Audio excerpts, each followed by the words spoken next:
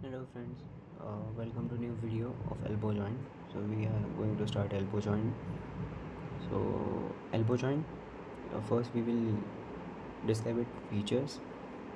So features are, first feature is it is a hinge variety of synovial joint. It is a hinge variety of synovial joint between lower end of the humerus and the upper end of the radius and ulna.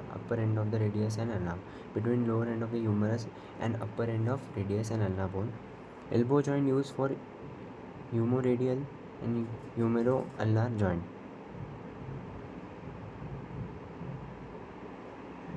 Articular surface, upper articular surface, lower articular surface, upper and lower. So upper articular surface, capitulum and trochlea of the humerus. Coronal fossa lie just above the trochlea. Coronal process of ulna fits into in flexion position. Radial fossa just above the capitulum, allowed to fit the radial head in the extreme flexion. So this is the upper articular part. The lower articular surface is head of radius with capitulum, trochlear notch of the ulna with trochlear condyle of the humerus. Now the elbow joint is continuous with the superior radio-ulnar joint. So हमने जो देखा, ये जो first है humero radial, then second humero ulnar joint and third ये जो हो गया सुपीरियर रेडियो अल्नार जॉइंट, ये तीनों मिला के होता है क्यूबाइटल आर्टिकुलेशन. इन्हें कहते हैं क्यूबाइटल आर्टिकुलेशन. इन तीनों को कहते हैं क्यूबाइटल आर्टिकुलेशन. ये तीनों होते हैं cubital articulation. Then ligaments, we are going to see ligaments. Ligament first is capsular ligament, second is ulnar collateral ligament, then third one is radial collateral ligament. So पहला ligament हम देखेंगे. पहले ligament में क्या दिया है? पहले लिगामेंट है capsular ligament, which is superiorly attached to lower end of the humerus in a such way that capitulum, trochlea, radial and coronoid fossa are intracapsular. Main point is intracapsular. याद रखना क्या दिया है यहाँ पे. सुपीरियरली हम colour, superiorly, inferiorly and inferiorly हम तीन पार्ट में देखेंगे इसे. Superiorly, it is attached to lower end of the humerus in such a way that capitulum, trochlea and radial and coronoid fossa are intracapsular. Then inferiorly, margin of the trochlear notch of ulna, and inferolaterally, angular ligament of the radio-ulnar joint.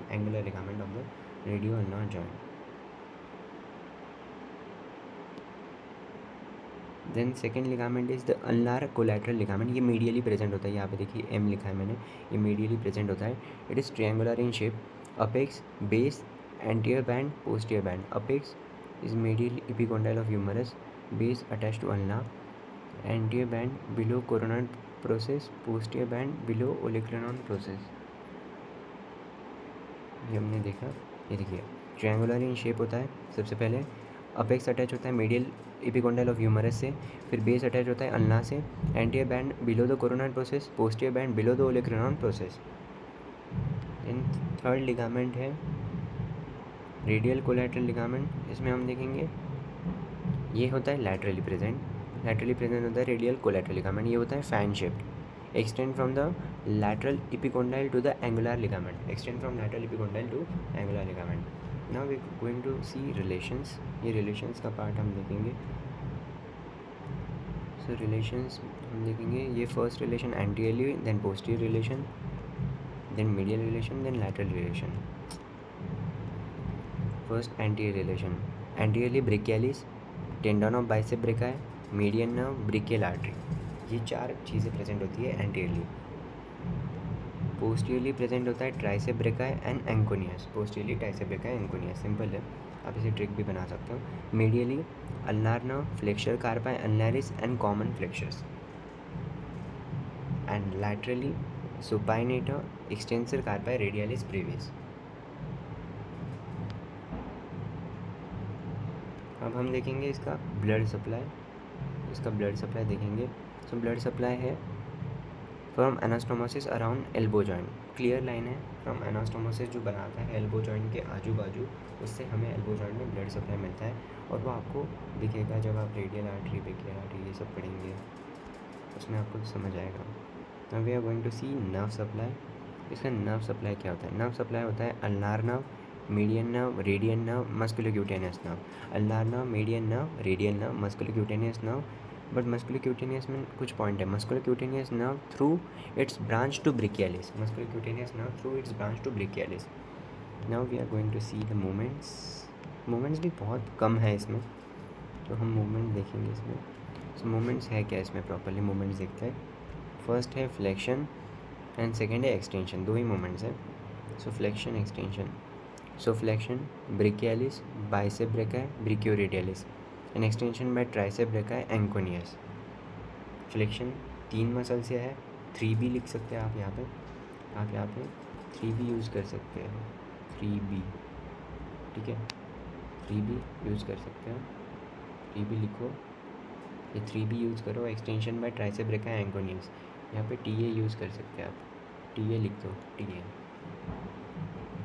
फिर इसमें ये मैंने सीधा BDC से लिया है, क्योंकि BDC में आपको फ्लेक्शन एक्सटेंशन अच्छे से दिखा है यहाँ पे, और ये जो कैरिंग एंगल है आप पढ़ सकते हो, बट इतना इम्पॉर्टेंट है नहीं। आप डायग्राम में मसल्स देख सकते हो, आपको मसल्स दिखाता हूँ डायग्राम में। ये देखिए, lateral head of tricep brachii, medial head of tricep brachii, long head of tricep brachii, tendon of tricep brachii, olecranon process, ये है ओलिकुलर प्रोसेस ऑफ अल्ना, ठीक है। हम अब देखेंगे क्लिनिकल। सो फर्स्ट क्लिनिकल का पार्ट है,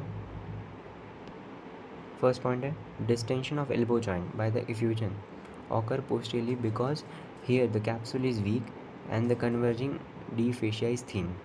basically distension of elbow joint effusion की वजह से होता है, बिकॉज पोस्टीरियरली जो कैप्सूल होता है वो वीक होता है और डीप फेशिया बहुत थिन होता है, उसकी वजह से ये सब होता है। Aspiration is done posteriorly, aspiration is, ये देखिए, aspiration is done posteriorly on any side of the olecranon process. यहाँ पे डायग्राम में एस्पायरेशन दिखाया है, ये देखो, एस्पायरेशन ऑफ एल्बो जॉइंट, यहाँ पे दिखाया है aspiration of elbow joint. Then dislocation of, ये तो कॉमन ही है, dislocation of elbow joint is usually posterior, is often associated with fracture of coronal process.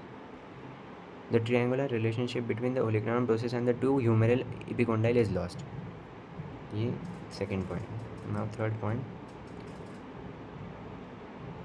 subluxation of the head of radius occur in children when the forearm is suddenly pulled in pronation. The head of radius slips out of from the annular ligament. So subluxation of the head of radius मतलब pulled elbow. Subluxation मतलब pulled elbow, यहाँ पे लिखा है clearly. When the forearm is suddenly pulled in pronation, the head of the radius slips out from the annular ligament. अब तो वो diagram में देखने को मिलेगा, डायग्राम में आप देख सकते हैं। देखिए, टेनिस एल्बो एक एग्जांपल है, ये एक टेनिस एल्बो एग्जांपल है, एक स्टूडेंट्स एल्बो एग्जांपल है, और एक है गोल्फर्स एल्बो। मतलब ये स्पोर्ट्स पर्सन के एग्जांपल आपको यहाँ पर दिखे हैं mostly. Next point, tennis elbow जो हमने डायग्राम में देखा अभी भी। Tennis elbow usually occur in tennis player, it affect individually with those work profile involve repetitive wrist extension against the resistance and twisting activities. Tennis elbow क्यों होता है? जिसमें बार बार रेजिस्टेंस और ट्विस्टिंग एक्टिविटीज़ होती है। तो it is possibly due to sprain of the radial collateral ligament, tearing of the fiber of extensor carpi radialis brevis.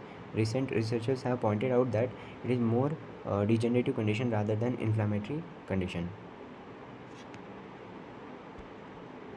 Students, elbow. It characterized by effusion into the bursa over the subcutaneous posterior surface of the